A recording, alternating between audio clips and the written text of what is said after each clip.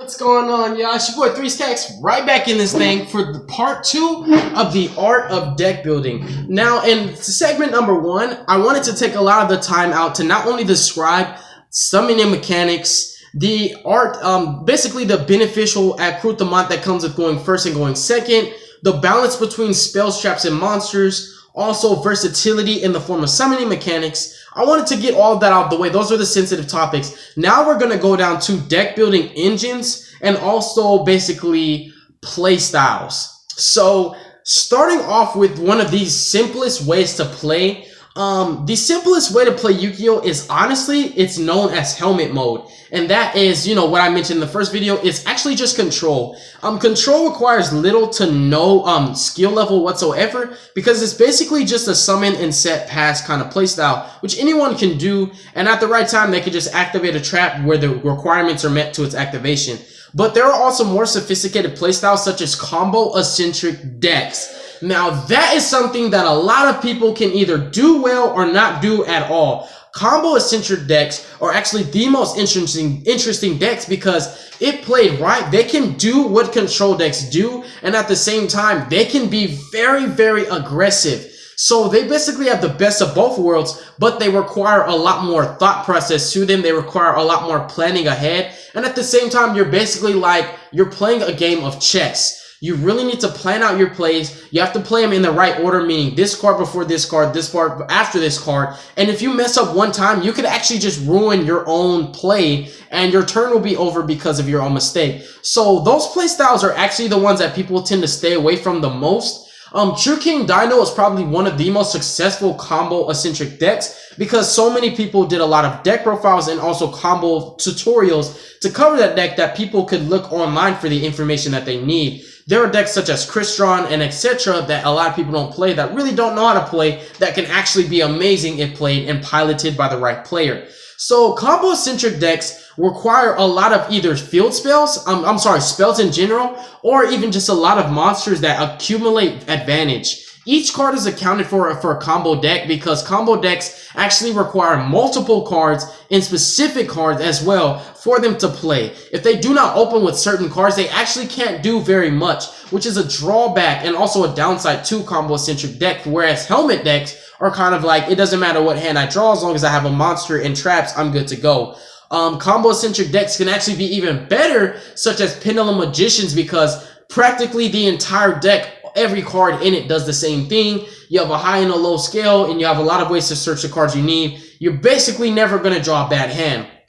But when you're playing decks like True King Dino, Yang Zing's, True King Yang Zing's, or even, you know, Chris Strong's, those decks become a bit more sophisticated because when you draw a bad hand, it might look bad to you, but when you play it correctly, you can actually turn it into something. So combo-eccentric decks are the most difficult decks to build, and at the same time, they don't do well with a lot of tracks. So another piece of advice I could give to you is the art of building a combo-eccentric deck. You want to play the minimum amount of traps as possible because traps do not contribute to the combo that you're trying to fulfill. You also want to play a lot of draw power because if you don't draw the combo, you really need to find a way to get to it. So generic draw power such as Desires, Spellbook of Knowledge, One Day of Peace, Upstart Goblin. There are other cards that let you draw that I can't remember at the moment. Those cards can really help you out. And like I said, if you happen to play a deck that plays field spells, you can play cards like Terraforming, Set Rotation, etc. that will help you to basically prolong and also extend your combos and sometimes even make the combo possible to begin with. So combo-eccentric decks are pretty interesting. And those decks happen to be the most fragile of all because basically most combo-eccentric decks and most combo builds require little to no interference whatsoever in the middle of them going off in their combo. So if you happen to stop one of their plays, you can either A, pretty much end their turn, or B, cause them to lose the duel because at that point they've committed so much resources from hand that they have not very much to actually recover from. So at that point, it's just picking apart the little mediocre board that they have built. So combo decks are kind of like gambling. You can, at a high cost and at a high risk, win the duel, or at a high cost and a high risk, actually beat your own self. So that's probably one of the most kind of builds ever. Another thing too, outside of combo-eccentric decks and also aggro decks in general and control decks, There are also decks such as, basically, how would I explain it? There are decks such as Protect the Castle. Protect the Castle is kind of like a not popular playstyle, but what do you mean by Protect the Castle, 3 stacks? True Draco is actually a Protect the Castle deck. It happens to have a control aspect to it, but Protect the Castle decks are really cool because most Protect the Castle and actually protection decks in general summon really powerful monsters that are not only oppressive, but they're a thorn in your side and they're very difficult for you to get over.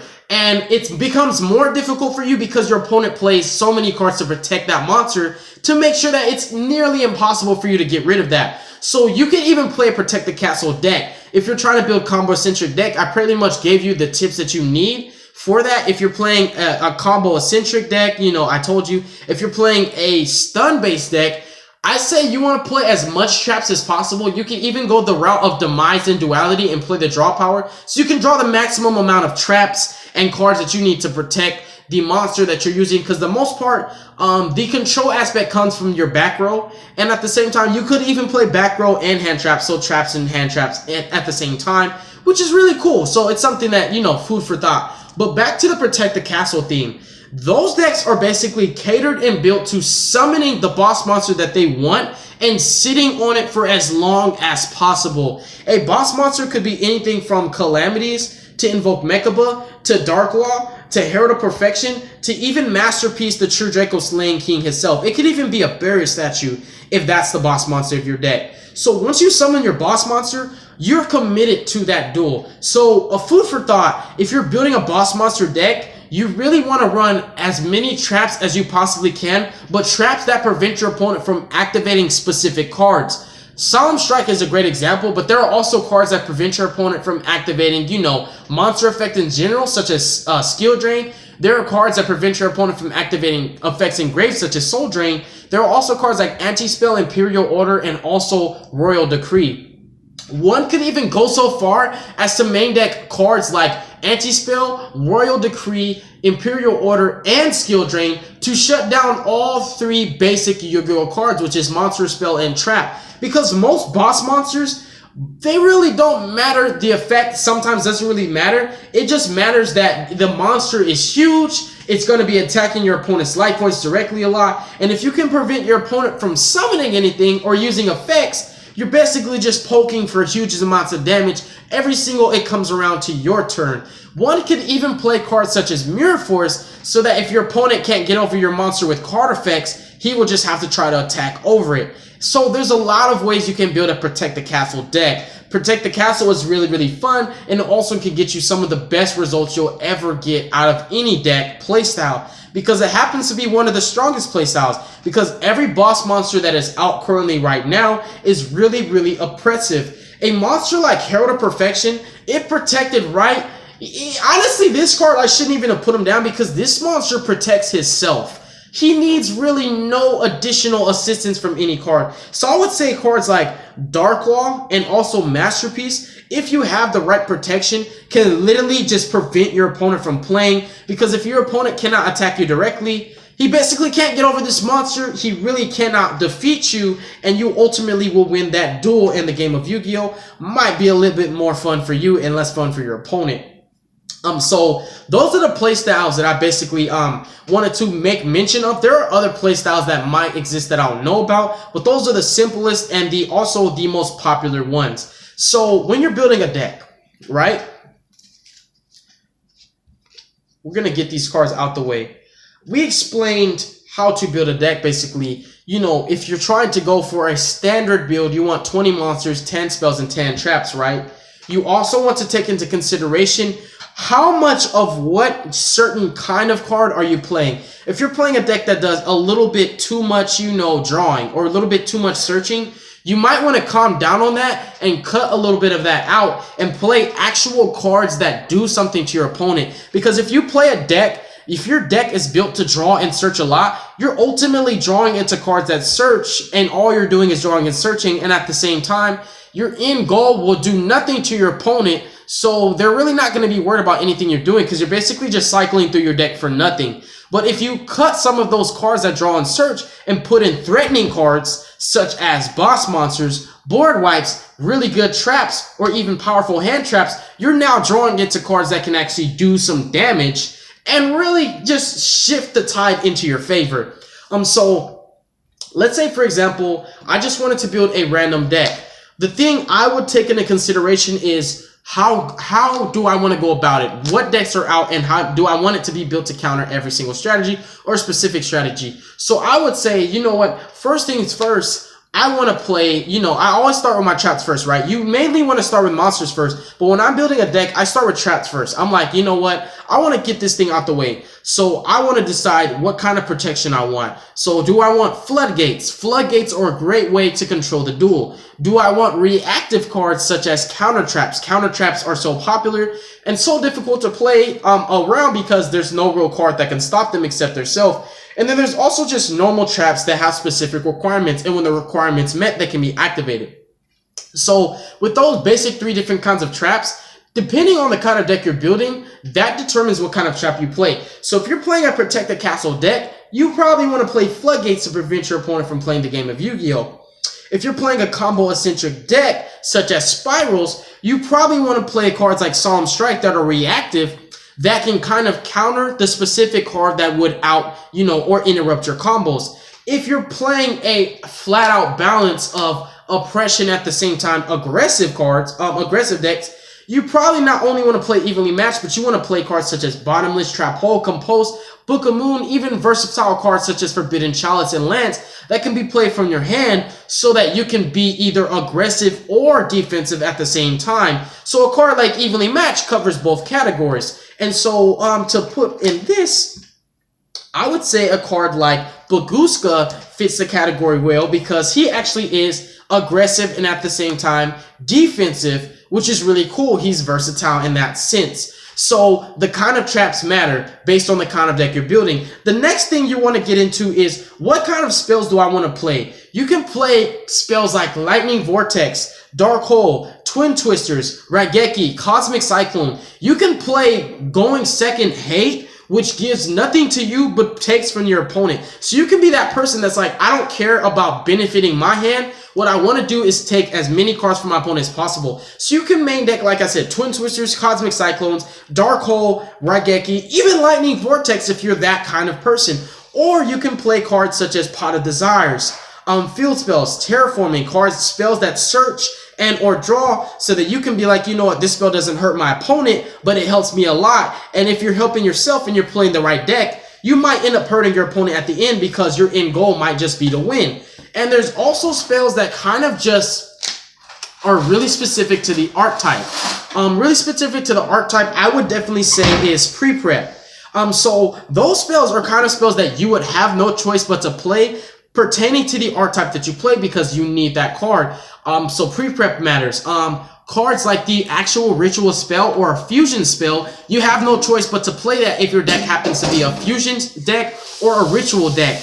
And also pendulum scales could cover that matter. So that pretty much covers the traps and the spells. Depending on the kind of deck you're building, that determines what spells you want. You can also play an even balance of all. I like to play a bit more cards that benefit me, but also at the same time, I want to leave open like 3 to 4 slots for spells that would be a hindrance on my opponent that can out back row and monsters. Because if you can out both back row and monsters and clear the field, it's an open game state, and at that point, you just need to directly attack your opponent for enough damage to win the game. And then after you talk about spells and traps, you go into monsters, and monsters is the biggest thing. So hand traps could be a huge portion of your monster lineup, but we'll talk about hand traps when we get there. So there are cards such as Alistair, Skullcrobat Joker. Where's he at? Where's my Joker at? And there's also cards such as, Herald of Perfection and also Buried Statue. So monsters like Alistair and Skullcrobat Joker are actually combo pieces in hand, but at the same time, they're actual monsters in bodies that accumulate and account for your field presence. So not only do they search for the cards you need, but they can actually account for damage pushes, fusion and fodder for materials such as link material, XYZ material, synchro material, ritual, fusion, etc., etc. So these are pretty diverse and versatile monsters. Monsters such as Barrier Statue of Heavens, Herald of Perfection, and Masterpiece are actually monsters that you want to drop mid to late game, and they're the main focus of what you're trying to get at. So if you're playing monsters like these, you don't want to play too many of these monsters because they're so actually situational, and at the same time they're not always good at certain situations, that they're kind of like the end goal of your game. So these kind of monsters are something that you probably want to play a lower ratio of. But cards like Skullcrobat Joker and Alistair that also search for your archetype are really good. There's not only searchers, but there are actual monsters that benefit the playstyle of the archetype. For example, a monster like Harmonizing Magician can actually, help you to prolong and extend your plays, to summon a card like Time Star, or just, a one-card synchro in general. There are also cards like Spiral Drone. While Drone isn't like, a staple that every deck can play, it's a card that actually benefits the archetype. So that pretty much covers, I would say that Alistair, Joker, Quick Fix, Drone, I would say Trickstar Condina, and Licorice all fit the same category, where they're monsters that benefit the archetype at the same time. And then there are also monsters that could be spicy tech, such as Thunder King Ryo, Barrier Statue, even the spellcaster known as, what's his name? He's a spellcaster that says neither player can special summon. I forget his name. But there are cards like that you can play in your main deck that most players don't play, but they can catch people off guard. So those are kind of the categories of monsters that you want to go for. And then there's also the playstyle where you play a very, very low monster count. So every monster matters. So at that point, you really don't want to play monsters like Joker. You want to play monsters like Masterpiece, Barrier Statue, and Herald, because since the monster count is so low, the monster has to be able to be worth the committed resources, and at the same time be able to last a bit longer, since you don't get the occasion to drop monsters from hand so often. Let's see where we at. We are at 16 minutes in. So a monster like this probably would be the monsters you play the most of if you're playing a low monster count. But if you're playing a high monster count, you get to play the cards that benefit the archetype, search, accumulate card advantage, pay for themselves, produce damage on board, field presence, materials for summoning mechanics such as link, fusion, etc. So these are really like the most diverse monsters and probably the best monsters for your deck. If you're playing a deck archetype that has a Stratos, there's no reason to not play the Stratos, because it's a monster on field and it also replaces the card in hand that you would have lost. Because remember that card economy matters. Every card in hand needs to be accounted for in some way, shape, or form. And if the card in hand can be accounted for and you're summoning a monster, you better summon a monster like these three, because even though they don't pay for themselves, on field they require additional resources from your opponent's hand to deal with. So when you're building your deck and you're not playing searchable monsters that search, you want to play monsters like these that can be a thorn in your opponent's side. And while you took a -1 or potential -2, your opponent might take the same actual parallel loss or -2 as you did in trying to deal with the monster itself. And then there's also the, basically the elephant in the room, which is hand traps that not everybody likes, but every player should definitely run. These are all hand traps that Konami has left at 3 for whatever reason that they chose or saw fit. And there's also Max C. If you're playing a deck that has a small compact engine, you have a huge accumulative advantage. You have a huge beneficial advantage over most players, because you have room for cards like hand traps, a lot more oppressive spells or traps, or even just spells that dig deeper into your deck. True Draco Demise plays so little monsters that it actually has room for either a lot of spells or a lot of traps or a lot of both. And at the same time, if it weren't Demise, you could play every hand trap under the sun, which is really cool and also can be a competitive edge over the player. So hand traps definitely deserve a slot in your deck. So if you're building any kind of deck, I definitely recommend you play some kind of hand trap. And if you're not playing a hand trap, the next best thing would to be playing kaijus. Now, kaijus are only good going second, right? But you have to think of it. You're never going to always win a dice roll, so going first or second is not guaranteed, unless you're playing somebody who's like shotgunning second, which is becoming a lot more popular. But that's only in the Spiral matchup in general. So generally, a Trickstar player wants to go first. So for the most part, if you're not playing against Spirals, everybody wants to go first. So if you lose the dice roll, your opponent more than likely is going to go first. So if you're main decking cards like kaijus, In hand, they will be very, very beneficial. Similar to hand traps, they will deal with and out cards that your opponent worked hard to make. A kaiju cannot be a card for card exchange. It can actually be a 1 card from your hand that costed 3 to 4 cards from your opponent to make. For example, when your opponent worked so hard to summon a Borlo Dragon, if they lost a lot of resources from hand and you kaiju that, you put them at a potential -2 to 3 simply because every card they played in hand to make that monster has now been wasted because it has been turned into a baby kaiju that really doesn't do nothing against you. So if you can't play hand traps, I recommend you try to play kaijus. Even if you draw these cards going first, you still have a kaiju in hand for when you happen to go for your next turn, and these can be used for your game push. So main decking kaijus is actually not a bad idea, and if you're playing a deck that's not very competitive or not good, such as Ritual Beast and or Necros and or Burning Abyss, you might actually want to main deck kaijus because you're not playing that oppressive boss monster that other players are playing. So you're going to need a way to deal with that boss monster, especially if the archetype you play cannot actually counter it. For example, if you happen to go against a monster that cannot be destroyed by battle or card effects, and you do not main deck a card, or your archetype in general struggles dealing with monsters like that, such Masterpiece cannot deal with BLs, you might actually want to play kaijus to mitigate for that problem. So kaijus are a good substitute if you cannot either afford hand traps or do not like hand traps whatsoever.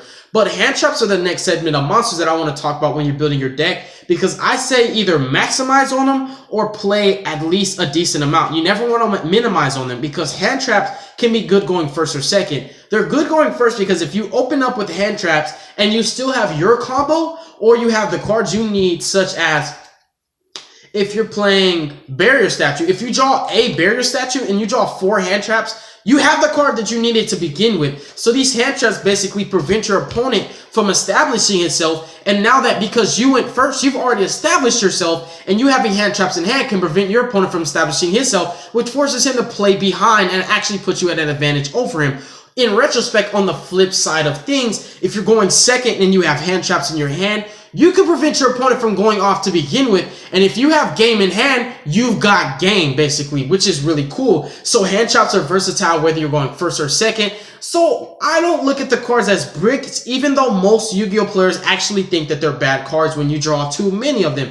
And also, if your deck is catered to playing a lot of hand traps, you might want to play some kind of a play style that's not as combo-centric, because most combo-centric decks require 2 to 3 specific cards. If you're playing a deck like Trickstars, where the 1 card you need is Candina, or Invoked, where the 1 card you need is Alistair, or even ABCs, where the 1 card you really need is just Union Hanger, you can play a ton of hand traps. You can play practically every hand trap under the sun, which really helps. So that covers the main deck aspect of deck building. The next thing is if you play an extra deck or not, and that really matters because when you don't play an extra deck, there are certain benefits that you have over most players. If you don't play an extra deck and you're playing a tribute summoning archetype, you already know you can play Domain, which can be a basically blowout in certain matchups when you're playing against a deck. Where are we at? We're about 23 minutes in. When you're playing against a deck who is focused and catered to summoning from the extra deck, such as Spirals. If Spirals can't summon from the extra deck, bro, they cannot play the game of Yu-Gi-Oh! So that really helps. And at the same time, if you don't need your extra deck can be contributed to every Reaper Cherries target under the sun, which is really cool. So there's some benefits that come with not needing an extra deck or choosing to not play an extra deck for your archetype. And at the same time, if you do play an extra deck, you want to take into consideration that linear playstyles are the easiest to counter. So if you're playing an only link-based deck, you might lose to certain playstyles. If you're playing an only fusion-based deck, the same thing. But if you're playing a deck that can at least fulfill 2 of the 6 or 7 summoning mechanics, you have a beneficial edge in a lot of matchups. And Dimensional Barrier, which is not as popular, but still is a card that exists and can be played,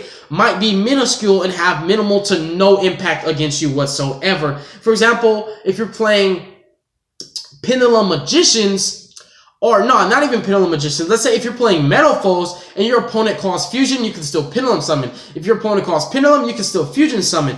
If you play a deck like Herald of Perfection and your opponent calls Ritual Summon, you can still XYZ. So it's nice to have multiple summoning mechanics so that your playstyle is not so easy to counter.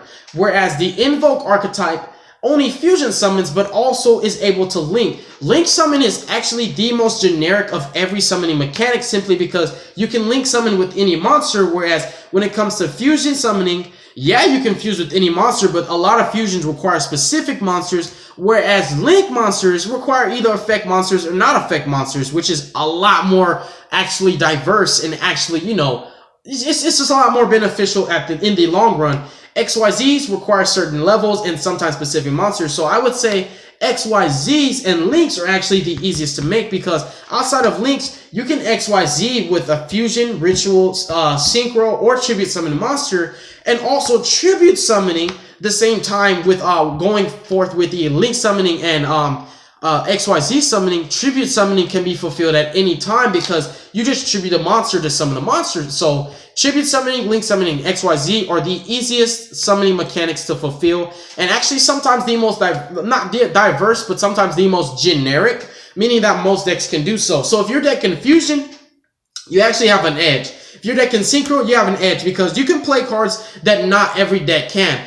Almost every deck, if not every single deck under the sun, can either link summon, XYZ summon, or both, and could tribute summon if it chose to. Whereas fusion summoning, ritual summoning, and synchro summoning is not more than likely not able to happen in every single deck. So if you're able to do one of the three, you're actually playing at a huge edge because you have access to monsters that your opponent does not. And that kind of concludes the art of deck building in general. If you found this to be informational and or helpful for you, let me know in the comment section below. If you feel like there's some more topics that I need to touch, or if you feel like there's still more that you need to know, I will definitely do even a third part to this video, because this was actually a request that was made to me by one of my subscribers who asked me in a Q&A segment that I did about 3 weeks ago, and I just now got to, fulfilling his request. But with that said, I would like to say I love you guys. God bless you. Make good choices. Don't hurt your brain cells. Make sure you make good choices. Feed your families. Take care of your business. Bills come first. Yugioh later. I'm going to go ahead and sign out, and you will be hearing from me soon. Peace.